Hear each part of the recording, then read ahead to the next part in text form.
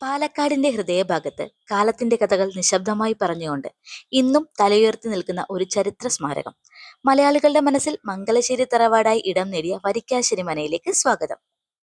കേരളത്തിന്റെ തനത് നാടൻ വാസ്തുശില്പത്തിന്റെ അതുല്യ മാതൃകയാണ് വരിക്കാശ്ശേരി മന. പാലക്കാട് ജില്ലയിലെ മാനുശ്ശേരിയിൽ സ്ഥിതി ചെയ്യുന്ന ഈ നാലുകെട്ട് മന ഏകദേശം 20-ാം നൂറ്റാണ്ടിന്റെ തുടക്കത്തിൽ നിർമ്മിച്ചതാണെന്ന് കരുതപ്പെടുന്നു. പരമ്പരാഗത കേരളീയ ശൈലിയിൽ പണിത ഈ മന വിശാലമായ നടുമുറ്റവും മരപ്പണികളാൽ അലങ്കരിച്ച മുറികളും ഭംഗിയാർന്ന വാതിലുകളും കൊണ്ട് ശ്രദ്ധേയമാണ്.